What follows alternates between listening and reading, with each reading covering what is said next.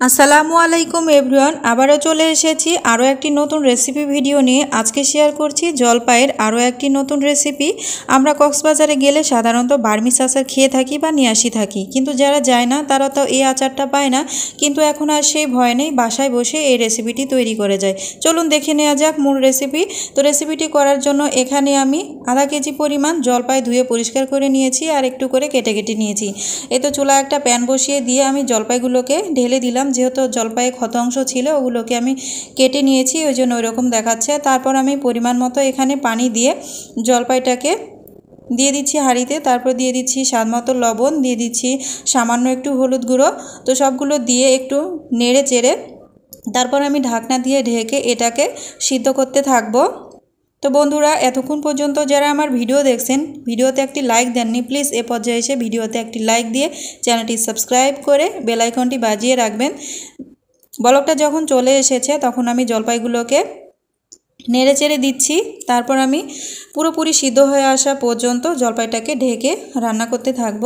দেখুন ঢাকনাটা খুলে আমি আপনাদেরকে দেখাচ্ছি, জলপাইটা কিন্তু সিদ্ধ হয়ে গেছে, ফেটে একদম কি অবস্থা, ভিডিওতে ভালোভাবে লক্ষ্য করলেই বুঝতে পারবেন।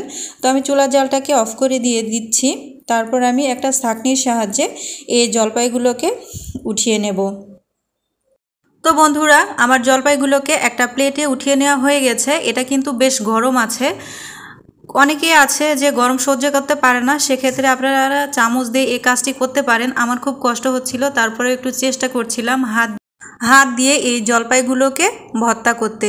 তো পরবর্তীতে আমার আর সম্ভব হয়নি, আমি চামচ দিয়ে এই পুরো জলপাইগুলোকে ভর্তা করে নিয়েছি। খুব ভালোভাবে কিন্তু ভর্তা করতে হবে। তো কিছুটা যখন ঠান্ডা হয়ে গেছে আমি আবারও খুব ভালোভাবে হাত দিয়ে মথে নিয়েছি।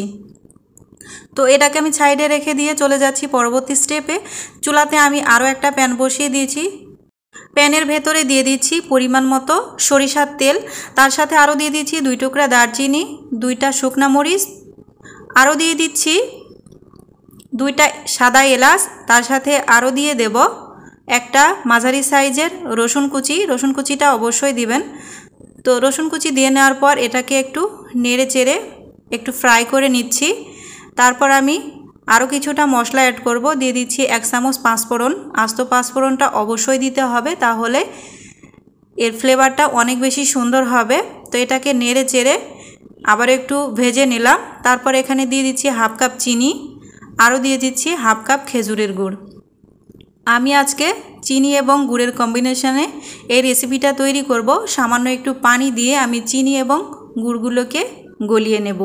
অবশ্যই চিনি এবং গুড়গুলোকে গলিয়ে নিতে হবে, তা না হলে কিন্তু আচারের কালারটা ভালো হবে না, গুড়গুলো আস্তে আস্তে থেকে যেতে পারে। গুড় এবং চিনিগুলো যখন গলে গেছে তখন আমি জলপাইয়ের এই ভর্তাটাকে গুড় চিনির ভেতরে দিয়ে দিচ্ছি। তারপর আবারও এটাকে একটি চামচের সাহায্যে খুব ভালো মতো গুড় চিনির সাথে মিশিয়ে নিচ্ছি। খুবই ভালোভাবে মেশাতে হবে। আর এ সময় কিন্তু চুলার জালটাকে মিডিয়াম টু লোয়ের মাঝামাঝি রেখে করতে হবে, এটা হাই হিটে করা যাবে না। তো এটাকে নেড়ে চেড়ে একদম শুকনো করে নিতে হবে। তো কিছুটা শুকিয়ে নেওয়ার পর আমি এ পর্যায়ে দিয়ে দিচ্ছি হাফ চামচ লাল মরিচের গুঁড়া, হাফ চামচ হলুদ গুঁড়া, তার সাথে আরও দিয়ে দিচ্ছি হাফ চামচ জিরা গুঁড়া, হাফ চামচ ধনিয়া গুঁড়া, আর দিয়ে দিচ্ছি বিট লবণ। যেহেতু প্রথমে আমি সিদ্ধ করার সময় লবণ দিয়েছিলাম, এজন্য এ সময় বুঝে শুনে লবণ দিতে হবে। আপনাদের যদি সাধারণ লবণ থাকে দিবেন, বিট লবণ যদি থাকে তাহলে এটা দিলে কিন্তু টেস্টটা অনেক বেশি বাড়ায়, এটা আপনারা সবাই জানেন। তো সবগুলো উপকরণ দিয়ে নেওয়ার পর আবারও খুব ভালো মতো নেড়ে চেড়ে দিচ্ছি। দেখুন এক পর্যায়ে নাড়তে নাড়তে কড়াইয়ের সাথে লেগে যাচ্ছিল।